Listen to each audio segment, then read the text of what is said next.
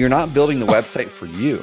You're building the website for a specific prospect, a pain point that they have, and you need to build trust and eliminate objections. When you look at Apple.com and Amazon.com, two completely different looking sites, like they couldn't be further apart aesthetically, but both among the most profitable websites in the world. They're going after completely different prospects. Entrepreneurship, I feel, is like the single best personal growth tool out there, because as you're growing your company, it requires you to grow. Hey there, everyone. Welcome to another episode of the Jack Bosch Show. Today's guest is Trevor Mauch. Trevor Mauch with Carot.com. Carot is one of the premier lead generation website services. I mean, there's much more behind it, and I'll actually let Trevor talk about that right away himself. So with that said, welcome, Trevor. Yeah, buddy, I'm grateful to be back on here with you. It's been a bit since we've hung out in person, but so grateful to be here and to see you. Last time you were in town, we had breakfast. I mean, we've known each other for what, like 15 years or so? It's been a while. Probably goes back to 08 or 09, something like that. It's about 08, I would think so, yeah. Yep. Right, let's jump right into it, man. So you run Carot.com.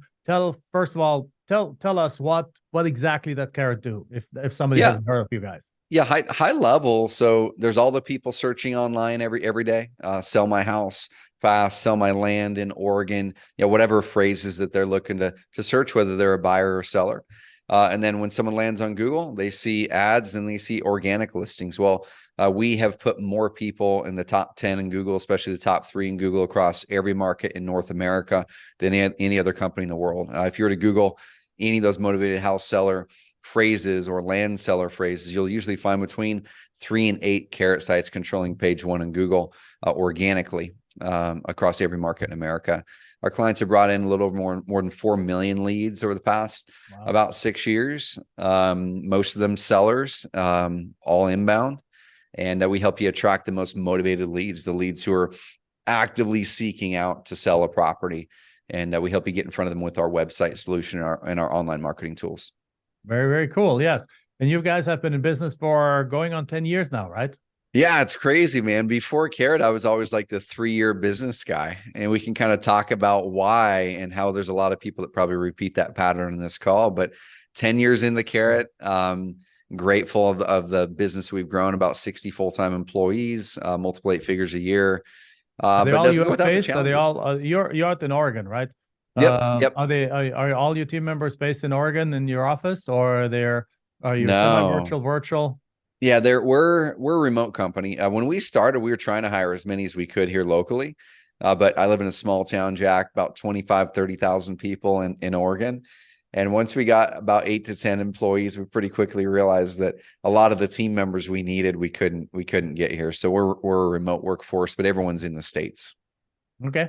So you're all US based, and 60 you said. Well, that's pretty cool. Like, we're a similar size, but our team is only 32, I think, in the United States, and plus probably another 15 1099 team members around the US, but 60 is a good number. So let's quickly go straight into kind of like a little bit of the technology of the thing. So how do your customers get on page 1 of Google? Yeah, a couple things, Jack. I mean, number one, I think the biggest mindset shift people need to make is they think, well, that person's been there for 5 years. They've been doing SEO, search engine optimization for a while. There's no way I can overtake them. And that myth, I want people to completely remove from their brain, first of all, because if I see someone who's been up at number 1 in Google in Houston, Texas, a great market for getting lots of sellers, or whatever market you guys want to be in, it's just a matter of launching a high-performing website, a website that loads quickly, that is good and easy to navigate for the visitor, that has the right content, the right spots, the right flow of the content displayed in a way that Google likes, and that has a good trust profile. And we can kind of talk about what trust profile means here and how it can help land flippers or house flippers and wholesalers too. But at the end of the day, we need to show Google that the website here and the content I've got on the site is relevant to what someone's searching, and I'm the best and most trusted expert and authority on this topic. And you do that with a good experience for the user. A couple things people can do that are some of the biggest mistakes people make when they're trying to make a website rank well is the first one is they don't have enough content on the website. So when people will see a Carot site, One of the common things for years is like, oh my gosh, Carrot sites are so wordy. Well, it's not unique to a Carrot site that it's wordy. It's when we're building a website, we need to make sure that we're clear. What is the purpose of the site? Now, if you're just doing direct mail marketing and you're not doing any offline market or any online marketing at all, and you don't care about ranking well in Google for anything other than your company name or company name reviews, you don't need a ton of content in that site, right? Because if you send out a direct mail piece or do a cold call and someone has your URL on there or your company name, they can go to Google, they can search your company name, and they can find you pretty easily because there's not a ton of people competing for your company name. Right, of Right. course. So that's number one. You do need to rank well for your company name and reviews, especially if you're doing direct mail marketing. That will increase the ROI in your direct mail, even if you don't put on your URL in there. Okay. Right. People will search your company name. But the second thing is if you're wanting to go after searchers who don't know about you yet, and they're hitting the internet and typing sell my vacant land in Ohio, and they don't know who buys vacant land yet because maybe they haven't got a direct mail piece or whatever it is. I want to get in front of those people because those people they actively made a decision to sell. Now you need to have websites with more content. And we're talking homepage should probably have 800 to 1200 words on it. That's robust, that shows your expertise. If you've done a bunch of deals, talk about that you've done 300 deals on there because Google can read all that stuff and then they piece all these things together and show that you're an expert. They show that you have authority in that topic. A couple other things, Jack, I'll toss back to you, is on the trust side of things. We're finding more and more right now that Google is rewarding websites that seem and they deem as trustworthy. So how can you do that? A good, clear about page that is robust and talks about you and your history and how you serve people. Reviews. Get good reviews on your website. Google sees those and they can piece it together to show, oh, there's people who have worked with them. So not Google reviews, they play a role too, but actually you go to your customers, they're like, hey, can you give me a review? And then you take that word and a picture of them or something and put it on your website as almost like an article in a way. Yeah, an article, a video reviews. Yeah. Google recognizes those and can piece it together. But now going to the Google reviews, that's been really, really big too. We have found that when someone has 15 positive Google reviews, I'm going to say like 4.5 star or above, we are seeing an indicator that does actually impact rankings in a good way.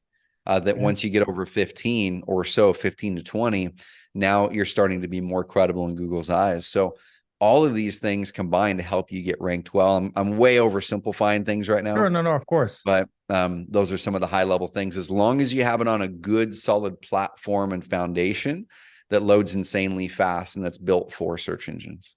Yeah. So do you guys build your own or use WordPress? Yeah, so our foundation's built off of WordPress, but it's such a heavily customized version. Sure. Over the years, we've basically taken the good things in WordPress, kept them there, made them stronger, and we took the bad things about WordPress and yanked them away. And a lot of the things that people like about WordPress, the heavy customization, you can customize everything. That's actually the very thing that for 99% of the people that are listening to this podcast, those are the very things that are actually going to make it so your website performs worse because people want to customize everything. They want to put an image carousel at the top of their website because they saw this one site doing it. It has these cool images going across, but that kills your conversion rate. And we test these things all the time. Or, you want to swap this box with that box. And we've limited the things that are going to prevent you from, we put in preventions to make it so you're not going to shoot yourself in the foot, making your website convert worse or rank worse. And we've made it easier with our own SEO tools and content marketing tools to make it so you can rank better. So sometimes, in other words, overly designed websites look really cool, but therefore nobody finds them. Yeah, for sure. I think such a great example. I talk about this all the time where people go, well, look at opendoor.com or look at Apple. I want my site to be sleek and a bunch of white space. The challenge there, y'all, when you're building your websites is you're not building the website for you. You're building the website for a specific prospect, a pain point that they have, and you need to build trust and eliminate objections, right? And so when you look at apple.com and amazon.com, two completely different looking sites, like they couldn't be further apart aesthetically, but both among the most profitable websites in the world, right? These websites bring in more revenue than most any other website in the world. How can they be so diametrically opposed aesthetically? They're going after completely different prospects. Someone who's going to apple.com cares about design because they want to see the big pictures of that iPhone to see how cool the titanium looks on it or how cool the screen looks.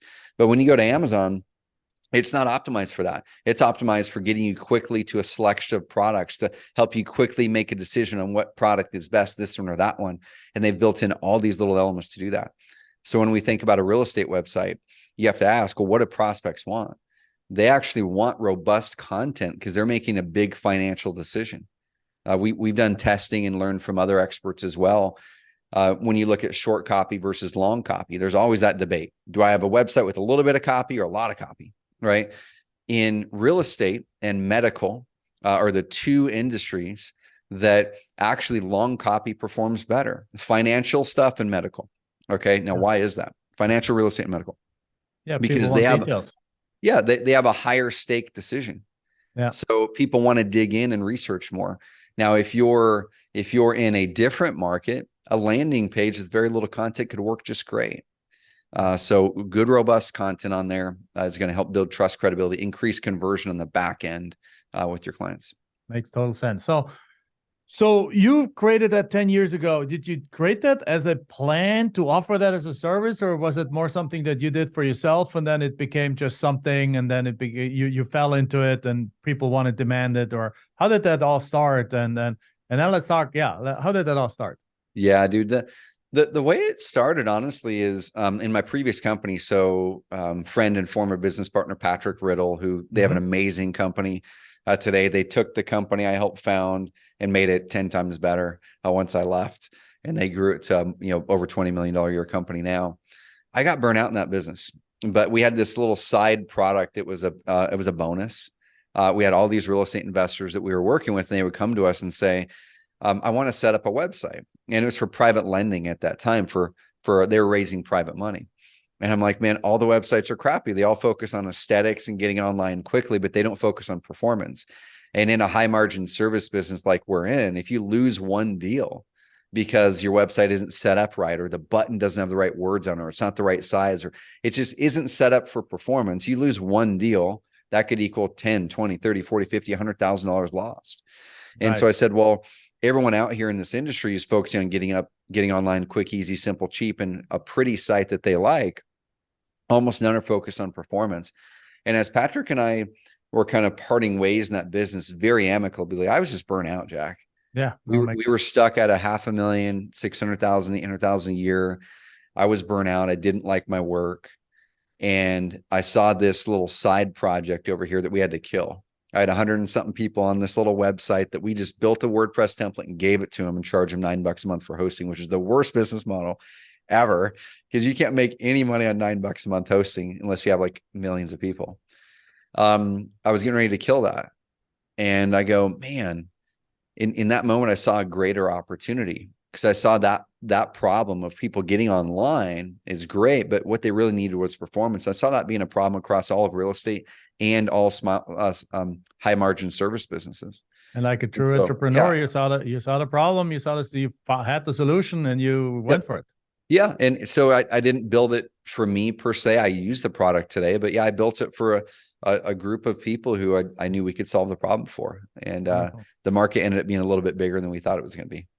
Yeah, no, the market is huge, and you guys are obviously the top in the market and doing fantastic on that. So also, I love the fact that it integrates really well. We have a lot of our students that use our software, and our software has a website, but obviously you guys are the masters of exactly what we just talked about, of making it actually findable and the search engine optimization and all is like perform. So there's a lot of people that actually use our CRM system, but then plug into you guys on the website side of things, which is really cool. So we are cooperating there and sharing a lot of customers. Heck yeah. Yeah. Very, very cool. So now let's talk about growing this. So you had a business for I remember 15 years ago when we met, you had a few businesses going, you made some money from some Amazon affiliate things on some SEO optimized websites. So that was always kind of like your gig. And you made a good living with it, but but this is a completely different ballpark. Now you have 60 employees, you have a team, you have budgets, you have things, you have all the challenges that come flying at you when you build a company like that. So let's talk about that. How did you have an experience of running a company your size before? No, Jack, I never want to have employees. Like, honestly, I had this vision, that was sold to me by the internet marketing people. It's like work in your, in your kitchen table in your underwear, right? I mean, that Right. was the dream. I thought was this lifestyle business. And I was actually anti-employees at the start. And I think a lot of people listening to this go, oh my gosh, 60 employees or 35 employees or whatever the number is doesn't sound like a dream. That sounds like a nightmare. And Yeah. that's where I was. Yeah. And So I and had again, no if I take, experiencing it and no yeah. desire for it. Yeah, our total team is almost 80 people now over the Yeah. different countries and things like that. And so, what are some of the challenges and you ran into on the way from zero employees and Mm. you splitting off from Patrick and taking this with you and like building this out and selling it a bit more to Yeah. now having a 8-figure company probably, right? And Yep. with or even multiple 8 figures potentially Mhm. with 60 full-time team members virtually working and all the challenges and HR and things that comes with that. So what are some of the lessons learned, or what some of the things that you want to that you can share with us that made the difference, that allowed you to become that person and grow into that? Yeah, I mean, I'll share a couple of the high level ones. I know we don't have a lot of time. I could talk on this topic for probably 2 days straight, so I'll give you guys the Cliff Notes version of it. But I think one of the things, Jack, that I didn't predict early on, that I think I had limiting beliefs around, that I've really come to just appreciate and integrate into me, is entrepreneurship. I feel is like the single best personal growth tool out there, because as you're growing your company, it requires you to grow. Oh, As you want to grow your company, it requires you to grow. And there's these things that are called pain lines, right? And I remember diving in with my coach of many years, Dan Martell, and we were talking about all these commonalities of every time me and my peers and Dan would hit these parts in our business that got hard. We started to see, and others have corroborated it too, that it's like around the 3s and 10s in revenue. I was down in Arizona actually about a month ago. I was down there for a couple days. I should have hit you up, but I didn't have any margin in my schedule. But I met up with Clayton Mask of Infusionsoft, mm-hmm. and Clayton had written a book years and years ago that talked about the 3s and 10s as well. 100,000, 300,000, a million, 3 million, 10 million, 30 million, 100 million and above. Around there, things break. And Okay. I didn't realize that when I was working with Patrick, that things had broken our business and we were never going to get consistently above that 300,000 to 500,000 a year until I got better, Mm-hmm. until I grew, until I worked through that pain line.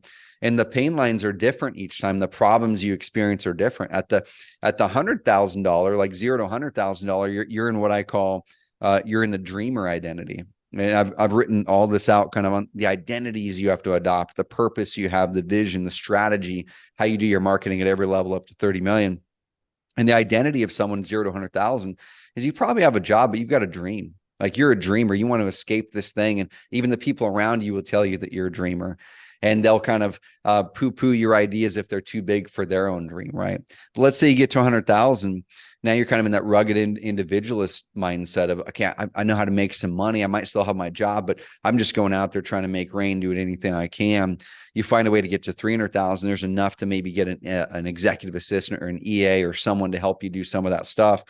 But now you're a performer. You're in that performer identity where you nailed marketing or you nailed sales, and that and a couple hires will get you through $1 million.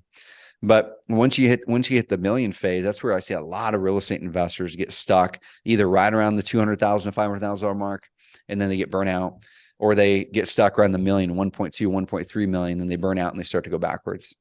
And every single time, Jack, and this is something I want people to latch onto, because this is where I think it gives you hope and it gives you a path, is recognize when you hit these pain lines, things will get hard. They Mm-hmm. will get hard. You can't go through those pain lines without it. Yeah. Michelle, I was the co-founder of our company, and my wife, she has been going for over, I think, almost going on 10 years or perhaps even over 10 years to a program called Strategic Coach. Yeah. And they call it the ceilings of complexity. Yep. So very simple. It's basically the same thing that every once in a while in business, I wasn't familiar with the 3s and 10s or 3s and 1s. That makes perfect sense too. And as I look at our history of our business growth, yeah, it's I don't remember the 300 and the million, but I definitely that at the 3 million and the 10 million, there's big incisions right there Yeah. that we need to make some big changes to get from 3 to like 7, 8, 9, 10, and then Mhm. from 10 up, it's again a big shift and so on. So makes total sense. Mhm. And again, we call it ceilings of complexity, where Yep. basically the systems and the leadership that you bring to the table and that you've implemented Mhm. comes to an end. Like, and Yep. once you break, you hit that ceiling, and your goal as an entrepreneur is really to break those ceilings as Mhm. fast as you can, and then put the new systems in place. And that's obviously exhausting, but exhilarating at the same time too, Yeah. right? It is, dude. And I'm going to drop a couple things on people to kind of take this away so you guys can kind of peg where you are. Okay.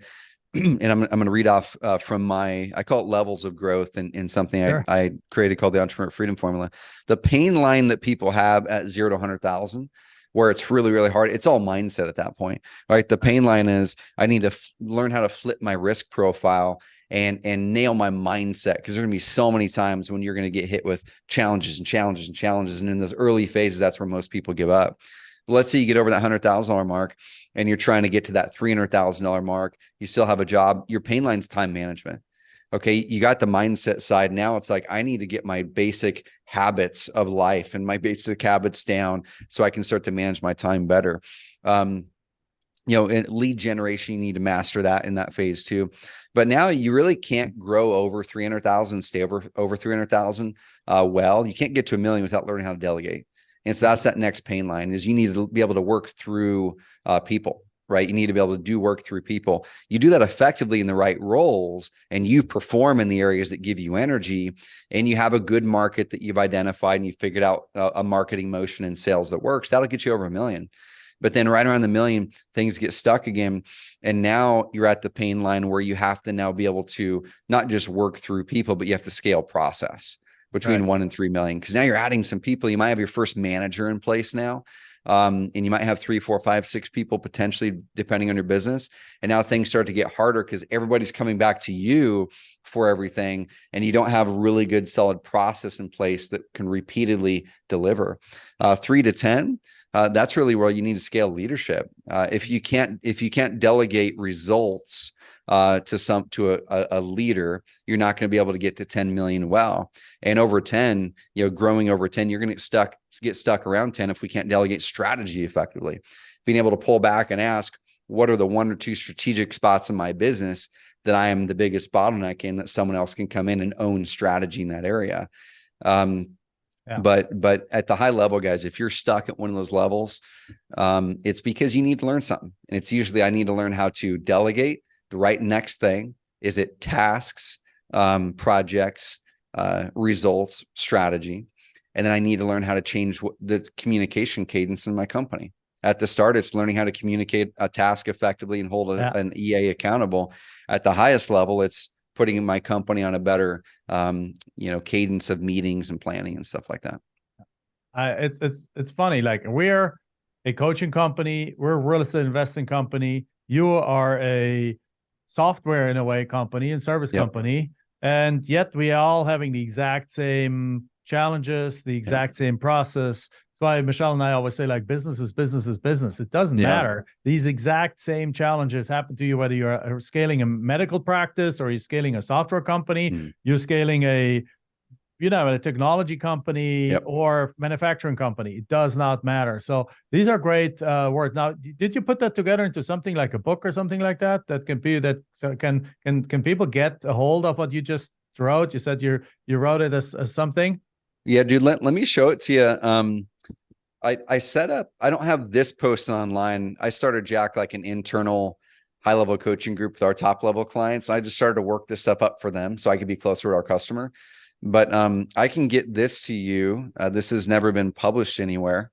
I don't have any training attached to it, but it literally walks people through 0 to 30 million and all the things that they have to adjust and change in their business. So let's do this. If people follow me on IG, Trevor.Mauch, that's Trevor.Mauch. You guys can either take a screenshot of this I'm showing right here, or Instagram DM me. And I'd be happy to send you this resource. Absolutely, and a video that goes along with that was actually the next thing, because we're running out of time right now. So how can people get a hold of you to learn more about what Carot does, to get a website with you, to learn about these things? How do people get a hold of you? Yeah, IG is probably the best, guys. Follow me over that. I run my own IG. I answer all my DMs. Be pumped to connect you through there. My podcast, which Shaq has been on, I think 2-3 times, called the Carot Cast. Yep. Guys, go check it out. Carotcast.com, or just on. And Michelle and Spotify. Sophia have been on there just recently, just a couple of weeks ago. So I'm super excited that they were able to share their story there. Heck yeah, which is super cool. And so wonderful. Carotcast. Trevor Mauch on Instagram. Trevor, thank you very much for being with us. I think this needs to be continued, because I want to dive into the subject matter a lot more, so you can talk about it 2 days. I can too. Let's go. Let's geek out on that business building structure and all the war stories that come with it. Let's do that. But in the meantime, guys, if you want to have a real performing website, if you want to have a website that's like the best out there, go check out Carot. And again, consider those what do you call them? Those fault lines or something? Yeah, the pain lines, I call them. Those pain lines. Rewind, watch it again, consider where you are. This is normal to go through those processes. This is normal to be frustrated at those certain spots. And I love what you said. Entrepreneurship is the best personal growth tool that I have personally found myself too. Yeah. It will humble you. It will crush you. It will lift you. It will put you back together. It will make you. It will make you grow so much you want to cry, right? So, but at the same time, and I mean it in the best sense of the word. Right? Yeah. It's beautiful. It's a beautiful journey. I never thought, as you said, that it would have all of that. But it's amazing. So thank you, Trevor. Heck yeah. Awesome. Thank you, guys. Thanks, Jack.